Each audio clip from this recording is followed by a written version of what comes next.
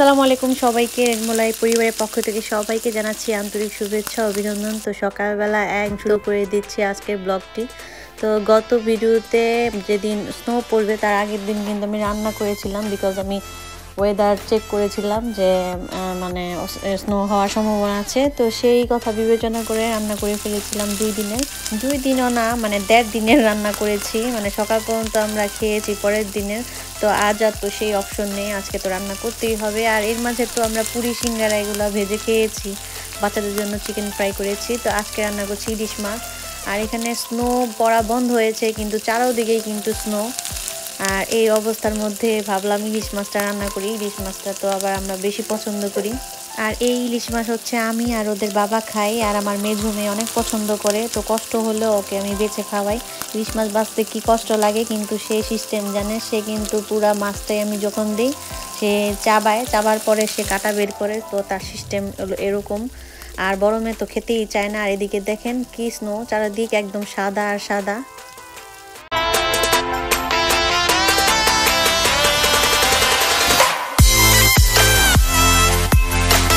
ঘরের ভিতরে আমি রান্না করছি আর বাইরেই আমি বারবার তাকাচ্ছি, আমার এত ভালো লাগছে। আর এই তো সেই চিকেন। তো চিকেন আমি একদম ধুয়ে পরিষ্কার করে মশলা মাখিয়ে আমি ভাবছিলাম ভুনা করব। এরপরে দেখি যে পেঁয়াজ নেই, একটা পেঁয়াজ আছে। কালকে যদি বের হতে না পারি তাহলে একটা পেঁয়াজে আমার রান্না করতে হবে। তাই ভাবলাম আলু দিয়ে এই ঝোল করি, এটাই ভালো হবে। তো সেজন্য আলু দিয়ে এই মুরগি মাংসটা আমি আর কি ঝোল করে রান্না করব।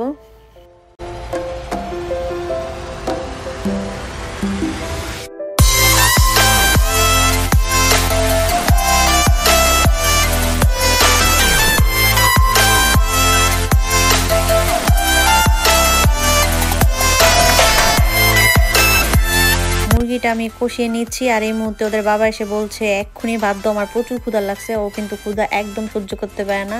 আর যদি আমার ইলিশ মাছটা যদি আজকে দেরি হতো তাহলে মনে করেন আমার পিঠে কিলি পড়তো।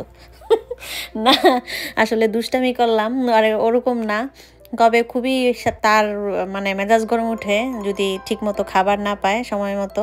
আর এই যে দেখেন কি অবস্থা, দরজা খুলতে এই অবস্থা।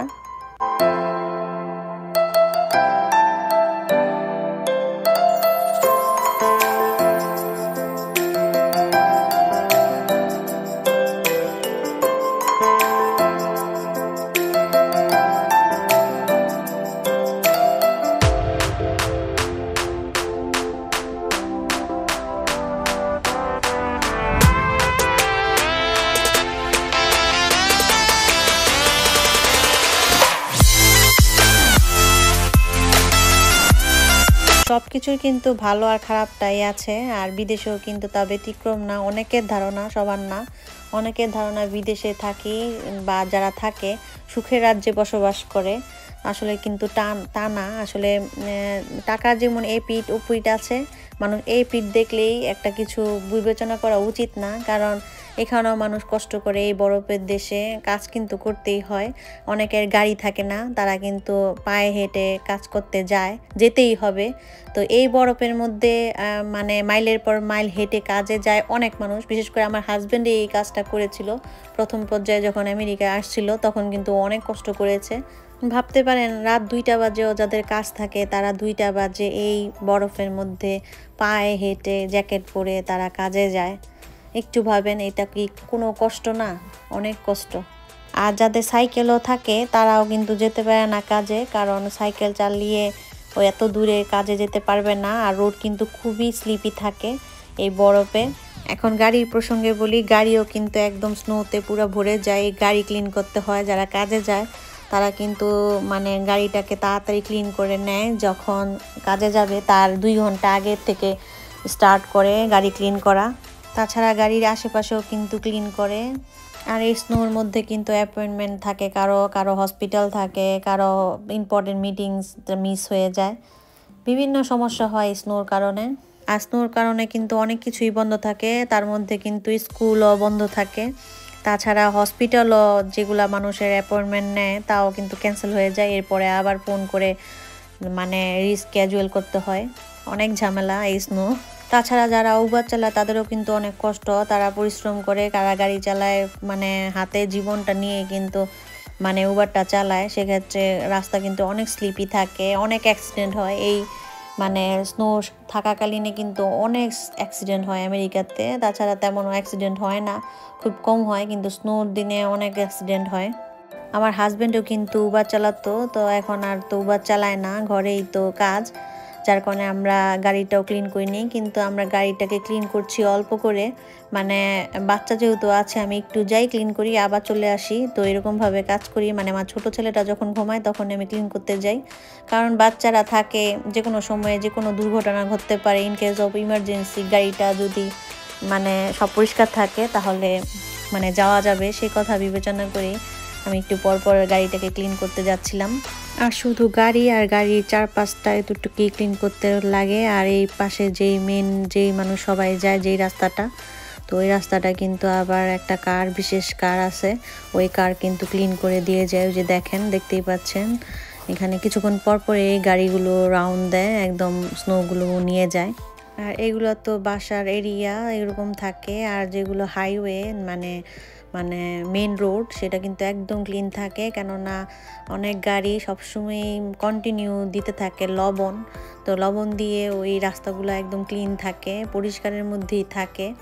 এই দেশে যেমন ট্যাক্স নেয় ঠিক তেমনি কিন্তু আবার যখন সমস্যা হয় সেই সমাধান করার চেষ্টা করে, আপ্রাণ চেষ্টা করে।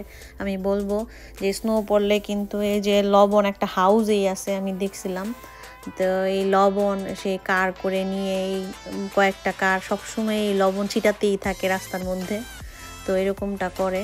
তো গাড়িগুলো এরকম যে অটোমেটিকই লবণ পড়তেই থাকে, গাড়ি চলছে আর হচ্ছে লবণ অটোমেটিক মানে ওই অনুপাত অনুযায়ী পড়তে থাকে, তো এরকমটা করে। মানে সব কিছু একটা সিস্টেমের মধ্যে, তো সিস্টেমগুলো এত সুন্দর, আমি আসলে প্রথম তো অবাকই হয়ে যেতাম। এখনও যা দেখি অবাকই লাগে আমার কাছে, এতটা সাজানো গুছানো দেশ। এত কিছু করার পরেও কিন্তু হাইওয়ে অনেক অ্যাক্সিডেন্ট হয় এই স্নোর মধ্যেই। আর স্নোর মধ্যে গাড়িও চলে মানে লিমিটটা একটু কম করে চলে, যখন যেখানে যে লিমিট করে দেয় ওই লিমিটেই চালাতে হয় এই স্নো পড়ার সময়। আর সরকারি অনেক কিছু বন্ধ থাকে আবার খোলাও থাকে, মানে কিছু কিছু অফিস খোলা থাকে আবার কিছু কিছু অফিস বন্ধও থাকে স্নোর মধ্যে।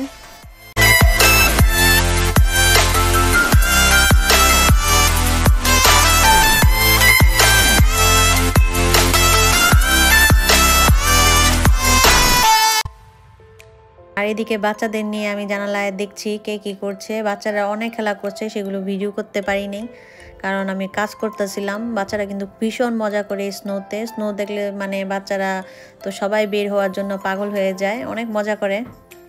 আর এই তো সেই চিকেন আলু দিয়ে ঝোল ঝোল করা। আর এই স্নোতে কেউ বা কষ্টে আছে কেউ বা আনন্দ আছে, তো যার যার অবস্থা অনুযায়ী সে দিন কাটায়। আর যারা কষ্ট করে বা কষ্ট করছে তাদের জন্য অবশ্যই দুঃখ প্রকাশ করব। আর যারা আনন্দে মানে দিনটা কাটায় তাদের দেখে বলবো না তারা কত আনন্দ করে এই দিনে, মানে ঠেস ঠেস মেরে কথা বলতে বুঝেন কিনা জানি না, অনেকেই কিন্তু ঠেস মেরে কথা বলে, তো এরকমটাও বলবো না। সবার জীবনে কিন্তু সুখ আসুক সেই দোয়াই বা সেই প্রত্যাশাই করি। আমাদের সবাইকে কিন্তু পজিটিভ থাকা উচিত, কারণ 1 বছর যেহেতু আমি ইউটিউবে কাজ করলাম, আমি কিন্তু মানে অনেক ভিডিও দেখলাম আপুদের, তো এখানে কিন্তু সবার কিন্তু যারাই নাকি ইউটিউবে যে বন্ধু সবাই আমরা তো একই, কারাও কিন্তু উচ্চবিলাসী বা কেউ বিলাসিতা করছে না। তো অনেক আপুরা কিন্তু অনেকভাবে বলছে যে বিলাসিতা করি না, মানে বিলাসিতা বলতে কি বোঝায় এটা আমাদের আসলে বুঝতে হবে যে বিলাসিতা কি। আমার কাছে তো মনে হয় আমার যে কজন ফ্রেন্ড আছে বা আমি যাদের ভিডিও দেখি তারা কেউ বিলাসিতা করছে না, যার যার জায়গা থেকে সে কিছু কেনাকাটা করছে বা আমি কিছু কেনাকাটা করছি, যার যার যেটা আছে সেটাই দেখাবে। এখন আমার যদি একটা সালা থাকতো আমি সালাও দেখাইতাম, বুঝছেন, এখন সালা তো নাই, এখন যেটা আছে। আর আগের ভিডিওতে তো দেখছেনই যে আমার কি ছিল। আর আরেকটা কথা বলি, আমি বা যারা নাকি কেনাকাটা করে তো তারা কিন্তু এই ভিডিও আমরা করছি যার কারণে কিন্তু আমরা দেখতে পাচ্ছেন আবার কমেন্টস করতে পাচ্ছেন। এখন আমরা যদি ভিডিও না করতাম তাহলে তো আপনারা দেখতে পারতেন না। এখন যারা কেনাকাটা করে, যারা ঘর সাজাতে পছন্দ করে, তারা এই ভিডিও করলেও তারা কেনাকাটা করবে, আর না করলেও কেনাকাটা করবে। কি ঠিক বলছি তো আপুরা? যদি ঠিক বলে থাকি তাহলে অবশ্যই আপনারা কমেন্টস করে জানাতে পারেন। যার যার অবস্থান কিন্তু তাকেই পরিবর্তন করতে হয়। আর পৃথিবীতে যারা নাকি সফল ব্যক্তি তাদের পিছনেও কিন্তু গল্প আছে। সফল এমনি এমনি হয় না, সফলের পিছনে কিন্তু অনেক পরিশ্রম হয়। আর সফল হতে কারো হয়তো বা কম সময়ে সফল হয়, কম পরিশ্রমে, আবার কারো মানে অনেক পরিশ্রম লাগে সফল হতে। তো সফল হওয়াটাও আল্লাহ তো আছেই, এরপর নিজেকেও চেষ্টা করতে হয়। তো আজকে কিন্তু বিরাট বড় একটা ভাষণ দিয়ে দিলাম, তো কেউ কিছু মনে করবেন না, কেউ নিজের দিক থেকে নেবেন না। এটা এটা আমি কয়েকজনকে মানে মানে ভিডিও করতে দেখেছি, এই বিলাসিতা বিলাসিতা এই কথা বলতে। তাছাড়া আমার একটা কমেন্টস আসছে, যার কারণে আমি বললাম আসলে বিলাসিতা করছি না। তো 9 বছর পর আসলে এই পর্যায়ে এসেছি। আর প্লিজ কেউ কিছু মনে করবেন না। আর এখানে দেখেন আবার কিন্তু স্নো পড়ছে। আমি সকালবেলা এগুলা একটু ক্লিন করেছিলাম, এরপরে আবার কিন্তু স্নো পড়ছে। ওয়েদারের কথা কি বলবো, কাল দেখাচ্ছে রোদ উঠবে, তো দেখি কি হয়। আর রোদ উঠলেও মানে এই বরফ গলতে মিনিমাম 7 দিন তো লাগবেই। রোদ উঠলে যে গলে পড়ে যাবে তাও না, মানে গলে পড়তেও মানে 5-6 দিন লাগবে, কারণ যেই শীত পড়েছে এরকম অবস্থা।